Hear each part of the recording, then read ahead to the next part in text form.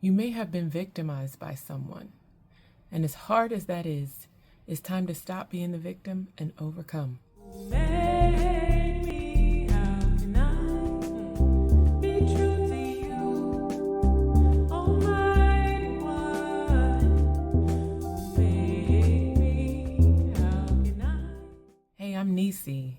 I empower women who love Yah to honor him with their lives so that they can faithfully represent him in all they do, because that's what Nisi Yah actually means. I want to give a trigger warning here. I'm going to be talking about some sensitive stuff, things a lot of us have gone through, things I've gone through, but for the purpose of talking about how to move past those things, how to overcome, how to get out of that victim mentality and continue to work on being like your Father in heaven. So that being said, it could be that at some point in your life, you might have been the victim of someone else's neglect, abuse, perverted desires. And what am I talking about here? You may have experienced a childhood trauma. And what is trauma? It is going through something really, really hard, something really terrible, and then how it affects you afterward. And here's just, like a basic Google search that I did on this. But I know this is something that people talk about a lot these days. But what does that actually look like in our regular lives? As a child, you are owed care and love, support, protection. And sometimes the situations that we were in, whether it was our continual home life or just certain experiences that we might have had that were sprinkled in our childhood, did not afford us those things. Maybe you were abandoned by one or both parents. Maybe your parents were there, but they neglected you or didn't take care of you the way you were supposed to be taken care of. Maybe you had experienced some sort of abuse, whether it be physical abuse or sexual abuse. It could be that you have experienced seeing someone else be hurt or injured or mistreated. Trauma comes in many, many forms, and that can really impact and change a person, especially a child. Or what if you were an adult, an adolescent or an adult, able to make your own decisions, but were put in a situation where you didn't get to make a decision, where maybe someone else did something to you and it was not something that you wanted done to you, where you were not consenting to an action that was performed. That is traumatizing, to ever be put in a situation where you're not safe, where your health is at risk, where your body is not your own. These are really, really hard situations to go through, really hard to mentally deal with. And after having experienced something like that, it is natural, it's a normal human response to not want to think about that thing.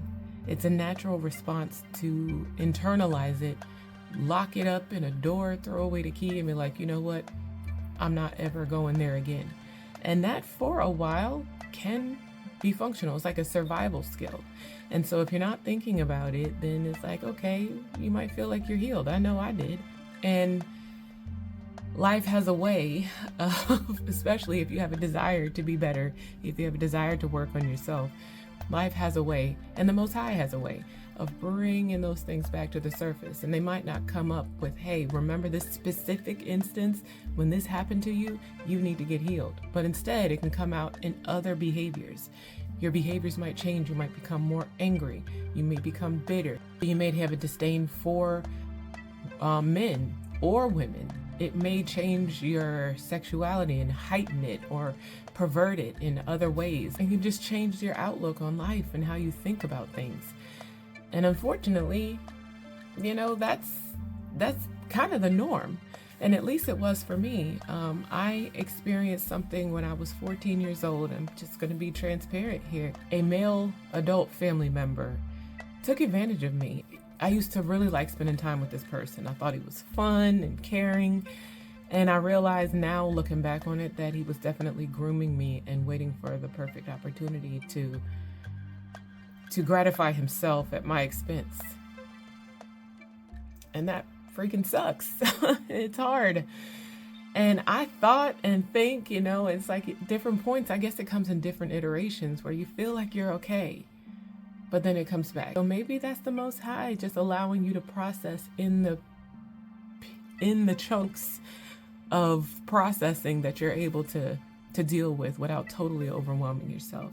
But you gotta keep going. For me, having that happen to me when I was 14, plus the abandonment and what I'm learning, what I keep calling daddy issues, and just having that outlook towards men, it really did affect me once I was able to make decisions for myself. And that's kind of the nitty-gritty of what I'm talking about, is you experience something at the hands of someone else or at the decisions of someone else. But how you behave afterward is on you. How I behaved afterward was on me, whether I realized I was doing it or not. After having my father leave, after having been molested, I became very promiscuous. I did not care about giving my body away and decreasing my value as a woman. I just lived in the moment. It was for the moment. It was for the flesh. It was for the body. And that is not functional. That is not helpful. Continuing to be the victim, but then I was victimizing myself. How is that helping anything? It's not. So here's what I'm here to talk about, how to get past that. We cannot continue to blame being victimized as an excuse to further damage ourselves. If you went through something traumatizing and that thing is always in your brain and you want to numb your brain, you want to numb the thoughts. So you may lean on substances to do that, or you may lean on food to do that, or you may lean on, relationships to do that. But if that's the basis of how you're moving, then the rest of your functions are going to be out of order. They'll be dysfunctional.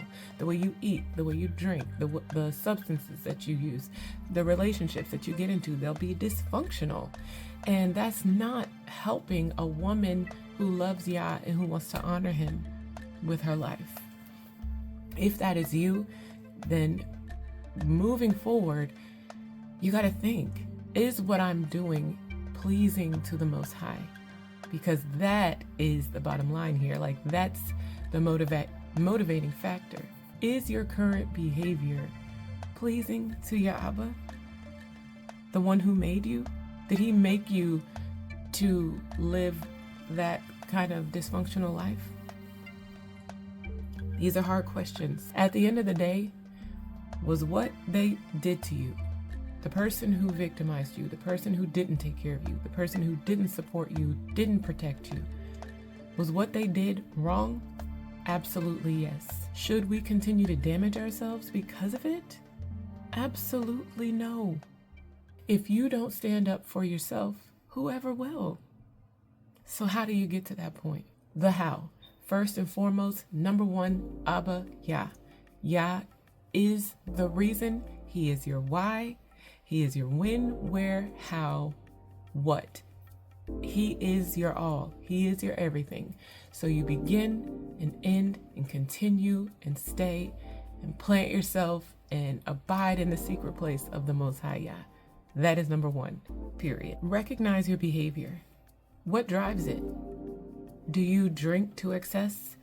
Do you smoke to excess? Do you do anything to excess? Are you fornicating? I mean, really line that up. Even if you're in a relationship, a monogamous relationship, but if you're not married, line that up with the scriptures. Align that with the scriptures.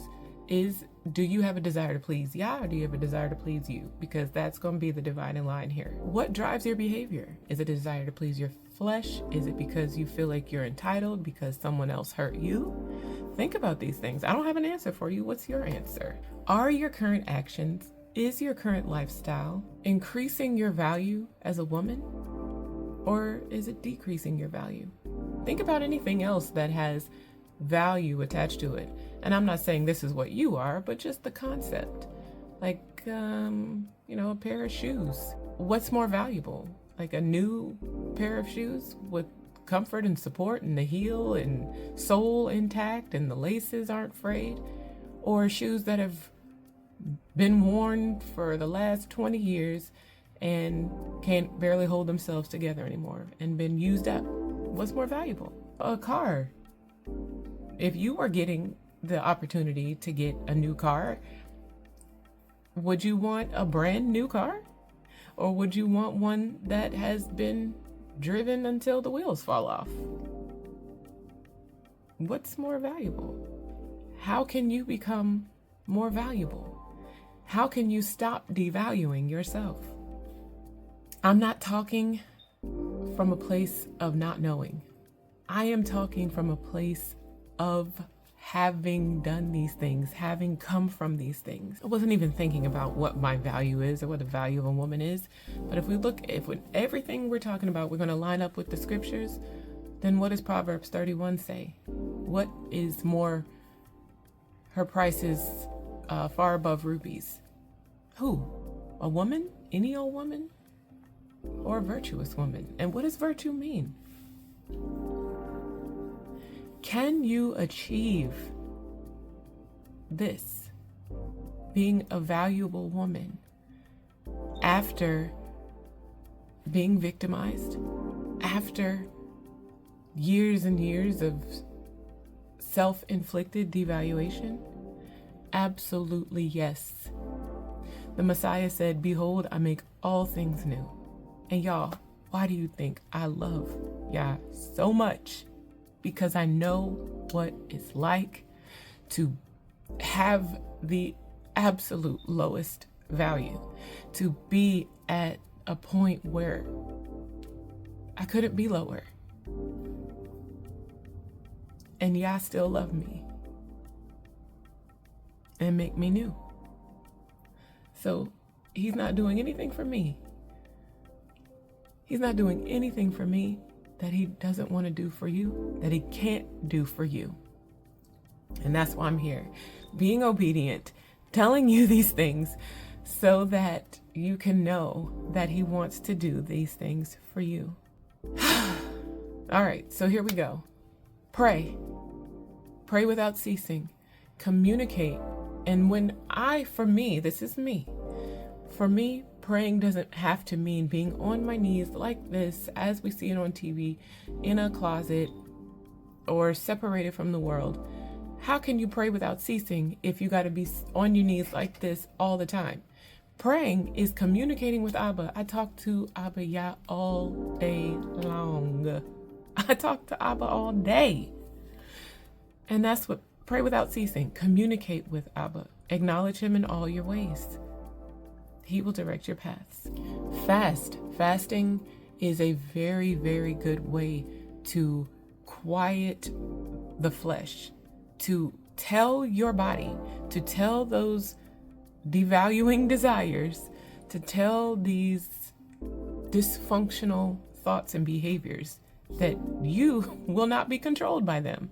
It is a way for you to take control back over your physical being, because you are a spiritual being dwelling within a physical being. And this fasting is a very good way for you to put this physical being in check and let it know you don't run this. Abba Yah, I submit to you, and he gives you the strength to do what you need to do to become better. Fasting is a good way to discipline yourself, to put your body in check, and to hear from the Most High. So when you're fasting and praying, and pray and ask Yah how you should fast. If you've never fasted before, doesn't mean go for 40 days and 40 nights and don't eat nothing. I mean, there's processes to these things. Ask Yah what you should do. Read the scriptures, read Yah's word, and other books that align with the scriptures. Don't go reading any old thing. That's not my suggestion. But books that are helpful about healing, about growth, about people who have overcome. And you'll find these stories in Yah's word, but also other people's testimonies. What can you find out? Because hearing other people's testimonies of victory and how they've overcome similar and sometimes worse things, it's encouraging. Like, if they can do it, I can do it. Consider therapy, consider counseling, consider support groups, consider getting a mentor, as long as these people are aligned with the Most High Yah. There's help and support in being able to speak the things that you've experienced. Journaling, getting the things out of you, being able to write, even if it doesn't make sense, even if you never go back and read it again, just to get those negative thoughts out of you so that you can make room to input life and positivity and growth. And I would say, all encompassing overall, recognize, my sisters, it's going to be hard. It's not an easy process. But who said life was easy, right? It'll be hard. And that means it's all the more worth it. The Most High has put something beautiful and precious in you when He made you beautiful and precious. You are His. He got you. And I'm here for you too. So, I know this was a tough one. So thank you for hanging in there with me. If you've ever been in a situation similar to this and you've experienced and you noticed in yourself a victim mindset, let us know in the comments. What did you do to work on overcoming and becoming better and growing stronger?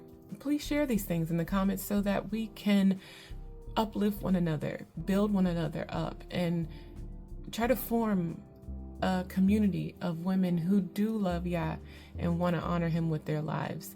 We are here to help one another. Please like this video if you do enjoy this type of content. I'm really just working hard on being obedient to what the Most High says, to share these things that for a long time I've known I've needed to share and talk about, and I just didn't know how. But all praises to Yah for what He is doing. So please like the video. I would love to share more with you. And please subscribe if you haven't already for more videos like this so you don't miss what I have upcoming. And Yah willing, I'll see you in the next one. I love you guys. Bye.